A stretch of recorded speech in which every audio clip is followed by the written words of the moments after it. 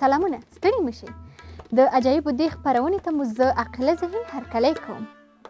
انسانان بېلابېل خویونه لري چې ځینې کیدای شي د پرمختګ لامل شي. په نن خپرونه کې درته د نړۍ د ځینو پوهانو او نابغه‌ګانو عجیب عادتونه در وړاندې کوم. نو خپرونې تر پایه راسره مله اوسئ. آیا د ښه کور هیله لرئ؟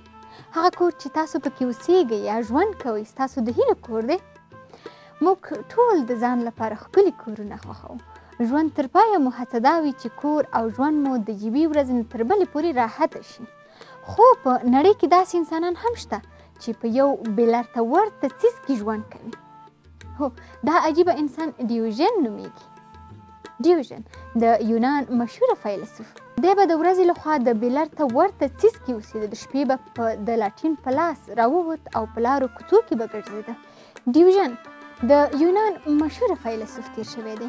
دی به د ورځې لخوا د بېلارته ورته څیز کې اوسېده او د شپې به لاټین په لاس راووت، په لارو او کوڅو کې به ګرځېده. کله به چې خلکو ترې پوښتنه وکړه هغه څه شي پسې ګرځي، نو هغه به یې په ځواب کې ورته وویل انسانانو پسې ګرځم، خو تر اوسه یې مې لا نه دي پیدا کړي.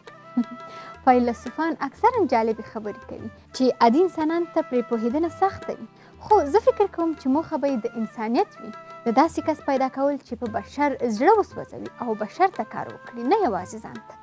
کله چې کوچنیان وئ په خپلو کالو او لاسونو مو لیکل کړي دي، ستاسو ماشومان دا کړنه کوي؟ حتمن به یې کوي.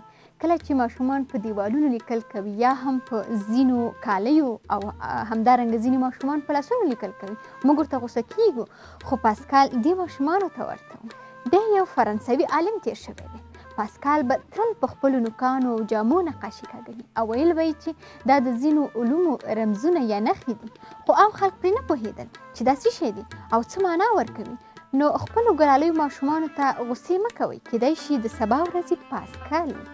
خپل شاوخوا مو وګورئ، داسې کسانو سره مخ یاست چې د شک په مرض اخته دي، تاسو به هم ورسره په غم اخته وئ.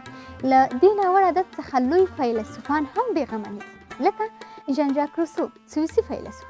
روسو به فکر کاوه چې ټول خلک هڅه کوي د ده جاسوسي وکړي، نو کله به یې چې خپلې خونې ته ننوتلو نو هر څه ته به یې د شک په نظر کتل او د خونې ټول څیزونه یې کتل.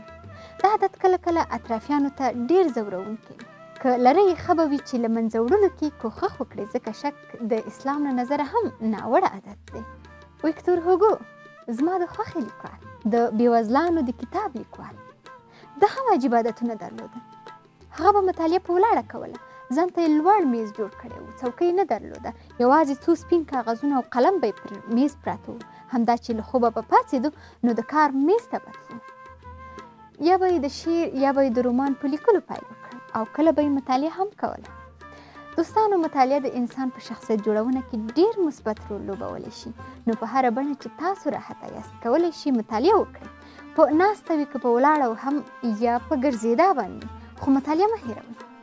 تاسو کوم ډول ظاهر لرئ؟ د ورځې له مور سره برابر یاست؟ خوښیږي مو چې ښکلي معلوم شئ؟ که ځواب مو هو وي نو تاسو په دې عادت کې یوازې نه یاست. داسې عالمان هم شته چې خوښیږي ښکلي او په موډ برابر وګرځي. بوفون فرانسوي عالم تیر شوی دی چې د شهرت انګازې د نړۍ هر کونج ته رسېدلی دي. هغه به تل غوښتل چې د خپل میز تر شا منظم کښېني، لوکسې جامې واغوندي، ږیره او ویښتان منظم جوړ کړي، ان تر دې چې ځان به یې هم سینګارولو او چپ اړخ ته به یې کله کله توره هم زړوله. دا یو مثبت عادت. هیله ده چې د خپلې خوښې مطابق ظاهر ولرئ. دوستانو، دا وه د نن ورځې خپرونه، تر بلې د الله